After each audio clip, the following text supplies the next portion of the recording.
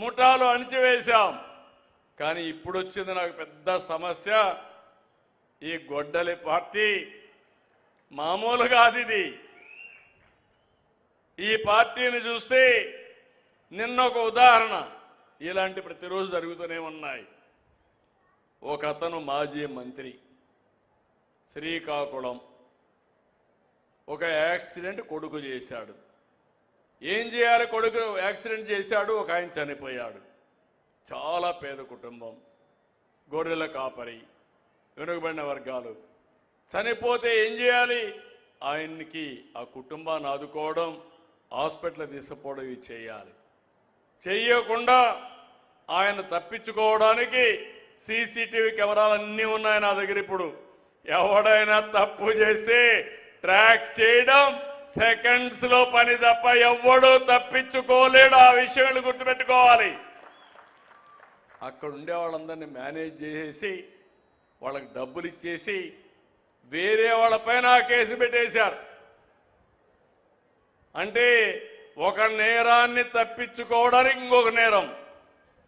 వీళ్ళ ఉద్దేశం ఆ రోజు వివేకానంద రెడ్డిని గొడ్డలితో చంపి తర్వాత కాదు గుండెపోటు అని చెప్పి అడ్డంగా దొరికితే నా చేతిలో కత్తి పెట్టి నారాసుర రక్త చరిత్రని క్రియేట్ చేశారు. అంటే ముఖ్యమంత్రి పైనే మీరు ఆలోచించుకోవాలి. ఎందుకు నేను ఈ మాట మాట్లాడుతున్నానంటే చెప్పకపోతే నాకు తప్పు అవుతుంది. హెచ్చరించడం నా బాధ్యత. ఈరోజు దీపావళి పండగ చేస్తున్నాం. ఎందుకు దీపావళి పండగ? నరకాసురుడనే ఒక రాక్షసుడు ఉండేవాడు. అతన్ని చంపిన తర్వాత దీపావళి పండగ చేసుకుని ఇలాంటి దుర్మార్గులు ఉండకూడదని ఒక మెసేజ్ కోసం చేసుకుంటున్నాం. కొంతమంది అంటున్నారు మీరు మాట్లాడొద్దండి. నేను మాట్లాడను. మళ్ళా మీరు వచ్చి రఫరఫా అంటా వస్తే మీరు కూడా ఏమారిపోతే అది నిజంగానే రఫరఫాలు ఆడిస్తారు. మొన్న చేశారు, మీరు చూశారు. ఎంత ధైర్యం ఉండాలని అడుగుతున్నా. మామూలుగా ఎప్పుడన్నా చూశారా?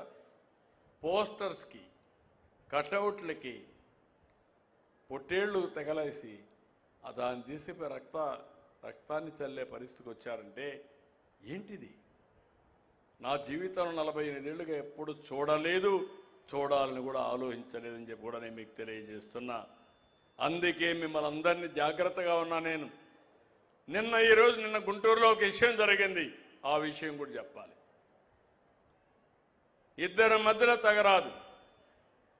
ఆ ఇద్దరి మధ్యలో ఉండే తగరాదుని ఒక తెలుగుదేశం పార్టీ కార్యకర్త ఉపయోగించుకొని వేరే వాళ్ళని, ఈ ట్రాన్స్జెండర్ ఉంటారు వాళ్ళు పంపించి ఒక మహిళ బట్టలిప్పే పరిస్థితికి వచ్చారు. అది విన్నాను. ఇది నేరం. ఎవరు చేసినా తప్పే. ఇమ్మీడియట్గా అతన్ని పార్టీని సస్పెండ్ చేయడమే కాకుండా అరెస్ట్ చేయమని ఆదేశాలు ఇచ్చానని మీ అందరికీ ఇన్ఫర్మేషన్ ఇస్తున్నా. అక్కడుండే ఆఫీసర్లు కూడా ఉదాసీనంగా ప్రవర్తించారు. వాళ్ళు కూడా ట్రాన్స్ఫర్ చేయమన్నా. చట్టాన్ని ఏ వ్యక్తి కూడా తన చేతల్లోకి తీసుకోవడానికి వీలు లేదు. అది నావాడైనా పరవాడైనా ఎవరైనా ఒకటే. ఈ విషయాన్ని గుర్తుపెట్టుకోవాల్సిన అవసరం ఉంది. నేను ఇవి చేస్తే మీరు చేసిన తప్పంటే నా మీద విరుచుకుపడతారా? అది జరగనీయం. Law and order కాపాడుతాం. మా ఆడబిడ్డల మానానికి శీలానికి రక్షణగా ఉంటా. ఇప్పుడే హామీ ఇస్తున్నా. ఎవడైనా ఇలాంటి తప్పుడు పనులు చేస్తే ఎవడిని వదిలిపెట్టనని మరొకసారి మీ అందరికీ విజ్ఞప్తి చేస్తున్నా. ఇక్కడికి వచ్చినప్పుడు సుపరిపాలన, ఈ విషయం కూడా ఒక 5 నిమిషాలు నేను క్లోజ్ చేస్తాను. నేను ఎక్కడికి పోయినా కూడా దీన్ని కూడా తీసుకున్నాను. నేను దగ్గర మీకు అనేక రకాలైన సదుపాయాలు ఇస్తున్నాం. ఒకటి మీరు చూస్తే డబ్బుల రూపేణా మీ బ్యాంకుల్లో అకౌంట్లో వేస్తున్నాం. పేదల సేవలో నేరుగా డబ్బులు అందిస్తున్నాం. అదే మరి కైండ్ కింద అన్నా క్యాంటీన్ కానీ వెల్ఫేర్ హాస్టల్స్లో కానీ అవన్నీ కూడా ఇస్తున్నాం. కొన్ని సేవల కింద సర్టిఫికెట్స్ కానీ ఆర్టీసీ బస్సుల్లో కానీ సేవలు అందిస్తున్నాం. ఇవన్నీ కూడా నేను అనలైజ్ చేస్తున్నాను. ఐవీఆర్ఎస్ పంపిస్తున్నాను, టెక్నాలజీ టచ్ చేస్తున్నాను. ఇంకో పక్క మీ అనుభవాల్ని, మీ మనోభావాల్ని పసిగట్టడానికి ఎప్పటికప్పుడు నేను ఒక పద్ధతి ప్రకారం చేసుకుంటూ వస్తున్నా.